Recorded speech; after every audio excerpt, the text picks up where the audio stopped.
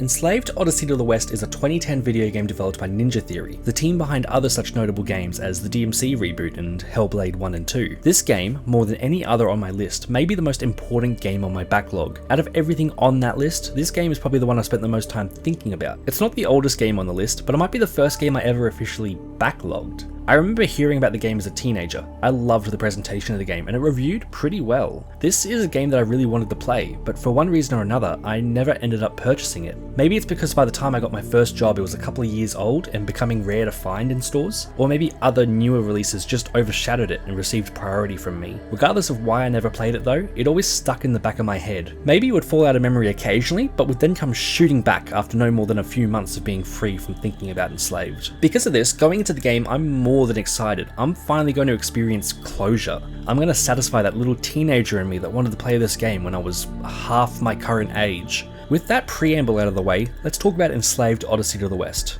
Enslaved is loosely based on the Chinese epic Journey to the West, one of the most influential works in all of fiction. You play as the powerful, acrobatic monkey based on Sun Wukong from Journey to the West, complete with power pole and flying cloud. You must help the techie but physically vulnerable Tripitaka, shortened to Trip. She is based on the monk Tripitaka from Journey to the West, differing somewhat by being female instead of male, but they are both equally at risk in a battle. Another thing they both have in common though is some control over Monkey, in the form of the slave headband. Like in the novel, Trip can use it to cause excruciating pain to Monkey, forcing him to be compliant. In addition, the slave headband will also kill the wearer in the event that Trip dies, ensuring that Monkey does everything he can to protect her. Naturally, throughout the game, the relationship of the two develops, transitioning from master and slave to something altogether different. This game then joins a prestigious collection of games about two characters from different backgrounds learning to embrace their differences and help each other to achieve a shared goal, alongside Ico, The Last Guardian, and of course, Crash to Insanity. God, spanking!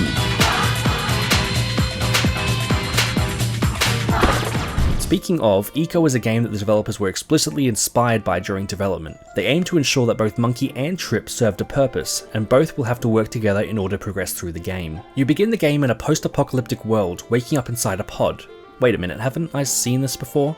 After successfully intimidating a man with the silliest wall punching I've ever seen, as well as some platforming and some combat, oh god, this game is just Fallout, you manage to get into an escape pod just before the plane crashes. Andy Serkis's performance as Monkey is phenomenal. He does a great job bringing this character to life with his performance and motion capture, and man, this guy must be in really good shape to do all that jumping. Once the plane crashes, Trip equips you with the slave headband I mentioned earlier, and the game can truly begin. You have a stated goal to get Trip to her village so she can see her father, and once you do, she will remove the headband.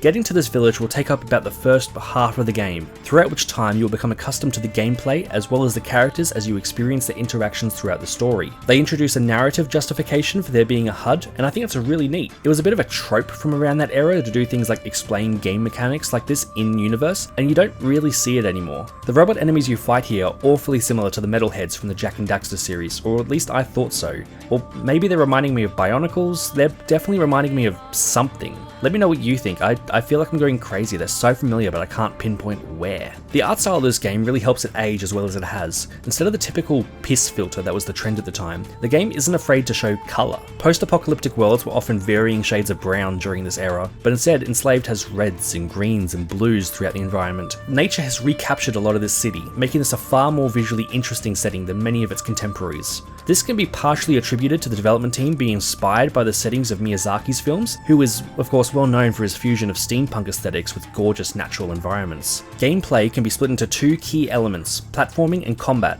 The combat is simple and kind of a weak point of the game, with two buttons, one for light attacks and one for heavy attacks, with limited comboing. You also have a wide attack which is used to hit groups of enemies, as well as the ability to avoid damage through either blocking or rolling. Some additional combat options, as well as a bunch of other upgrades, can be purchased using orange tech orbs that you collect throughout the game. These just hover around you, and when you walk near them you collect them. I have no problem with them, but game design wise this heavily dates the game. This trend is very rarely seen in video games of today. You can also shoot using using your staff with 2 ammo types. One is plasma, dealing damage to enemies, with only a couple of shots being necessary to take someone out, and the other is used to stun enemies, which is helpful for bringing down the shields that would otherwise block your plasma shots. I also wanted to point out that when you take out a turret, it's as if Monkey is snapping its neck, which is a hilarious visual. I had nowhere else to mention it, but I just had to show this to you. As for platforming, it's very Uncharted-esque, with glowing handholds that the player must jump between. In these portions, the game nearly plays itself. You can usually just hold a direction and spam the jump button. This simplicity isn't necessarily a bad thing in this case though, as at least the environments are nice to look at, and the set piece moments of buildings collapsing beneath you as you jump between handholds adds visual variety. If you time your button presses well when leaping between these handholds, Monkey will do some acrobatic flips and flourishes while he's climbing, incentivizing the player to try and be skillful during these sections. Additionally, Trip can do things for you, such as bring up a hologram to distract enemies, or she can flip levers and switches for you, providing a form of mechanical variety.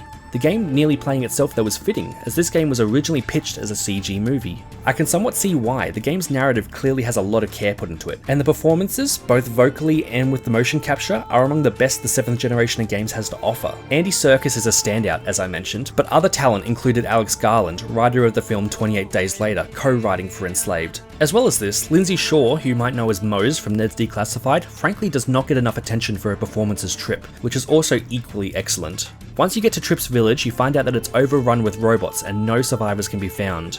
You chase her down as Monkey as she runs off, frantically searching for any sign of villagers, but you eventually catch up. You will then head to a safe house where Trip's father is likely to be. However, upon entering, the pair unfortunately find him dead. Trip swears she'll take revenge on whoever is responsible for this, and breaks her promise to Monkey, refusing to take off the slave headband. This is when the pair sets off to find Pigsy, an old friend of Trip's father. Pigsy lets us know that he has a flying machine that can take us to the Leviathan, a huge mechanical superweapon that we can use to get the upper hand on the slavers. After helping him recover some parts, we fly over and we get shot down, then take over the Leviathan for ourselves. We come face to face with enemies called Scorpions, which the Leviathan can take out. However, one manages to get onto the Leviathan, causing severe damage to the machine. Monkey manages to take him out after a huge set-piece boss battle that closes out the game. From here, it's just the final cutscene, where it's revealed that there are 5 more Scorpions coming our way. The Leviathan has sustained too much damage in the previous battle and has had its cannon taken out, leaving us with only one option.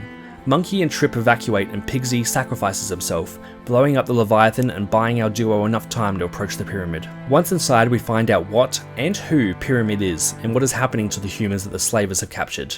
All their consciousnesses are hooked up to Pyramid, a human-turned supercomputer who houses them in a virtual reality. All these people are living full lives inside the virtual world, having jobs and even children. To them, their world is just as real as ours is. Pyramid offers us to see for ourselves, and Monkey puts on the mask, commenting that it's beautiful, before Trip pulls the plug, shutting down the simulation. The ending gets a lot of criticism for feeling shoehorned in, coming out of nowhere and just fizzling out, not really granting any closure. These are all valid points, and I won't argue against any of that. Trip's actions of waking up these people who are in a Matrix-like pseudo-reality, whether morally correct or not, almost certainly doomed many of them, given that they are all in the middle of the desert with no obvious way back to the forest of Trip's village. Beautiful or not, Pyramid has these people performing work for him. Regardless of how nice their conditions are, they are still slaves. I really wish this ending was implemented better or had a little bit more to it, because there's definitely this nugget of something there. All these people are slaves in a similar way to how Monkey is throughout the game. Both Pyramid and Trip enslaved someone to complete work for them. However, one of these characters is a protagonist and the other is the main antagonist. Earlier, Monkey voluntarily chooses to remain enslaved, despite being given the option to be freed. However, Trip then denies any of these people that same agency. They don't get a choice. They are freed whether they want to be or not. The decision has been made for them. Instead of living a fake life in a world similar to ours today, they'll wake up in the real world, hostile and full of mechs that will try to kill them. Everything here is morally grey, and whether you think Trip did the right thing or not will be a matter of your perspective. Sure, part of me wants an ending that just reveals that Trip and Monkey got together and all the humans from the pyramid made it back to the village and then everyone lived happily ever after. But I think the fact that the ending is so inconclusive makes it more memorable for me, and has given me more to chew on and think about in the time after finishing Enslaved. There's a lot to like about this game. I mentioned it's a loose adaptation of Journey to the West earlier, and it's quite loose. It borrows characters' names and some likenesses, such as Monkey and Trip, as I mentioned, but also Pigsy, who is just as charmingly unpleasant as in the novel. There is this one scene with Pigsy though, where he tries to chat up Trip, and it's viscerally unpleasant, given the context that he's known her since she was a child.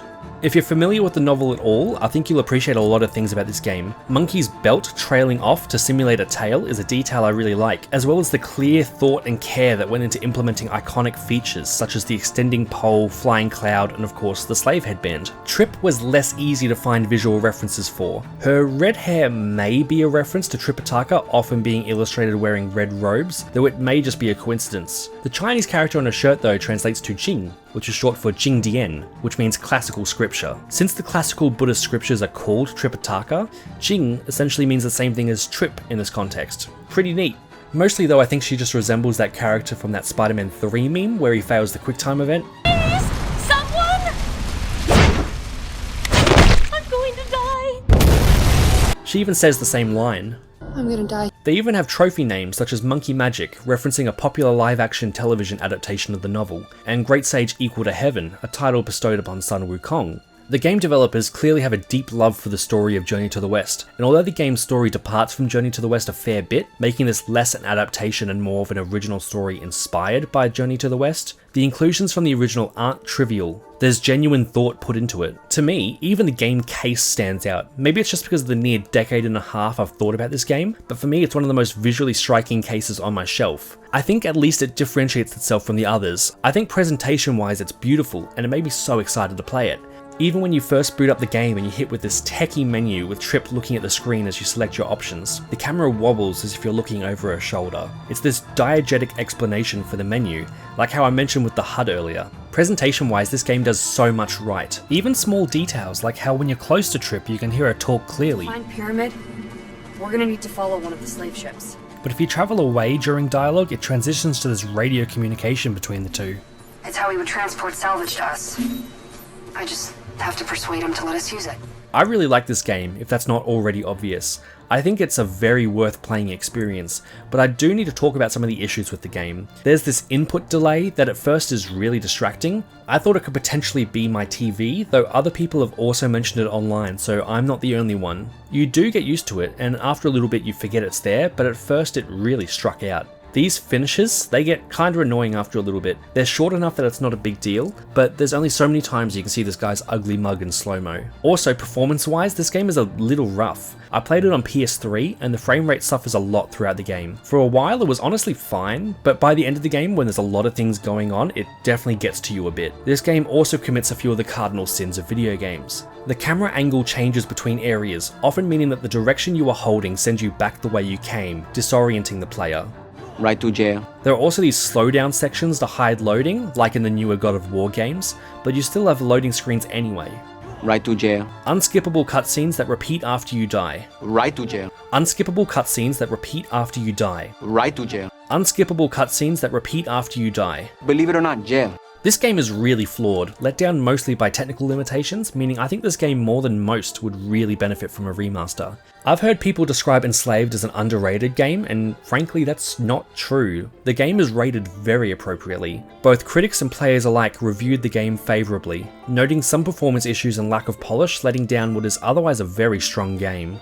But it underperformed greatly financially, being considered a financial failure. Namco Bandai had expectations for the game to sell over 1 million units. However, Enslaved failed to meet those, as by November of year of release, it sold only 460,000 units. And by a year later, the game only managed to sell 730,000 units in total. Due to the underperformance, the planned sequel was unfortunately scrapped, as were future DLC plans after Pixie's Perfect 10. Not to mention that a sequel today may be even less likely, given the similarities it shares with the Horizon series, and trying to compete directly with those games would simply be setting yourself up to fail. It's a shame. I think the characters in the story have a lot of potential, and expanding on this world would have been really interesting to say the least. The game isn't underrated, but I think it's underappreciated, under-remembered, and underplayed. If it looks interesting to you, there's not a lot to lose by giving it a shot, and honestly I think more people should. Thanks for watching. If you enjoyed the video, don't forget to subscribe, it helps me out a lot, and I hope you have a wonderful day. Let me know in the comments if you've played Enslaved Odyssey to the West and what you thought of it, and I'll catch you in the next one.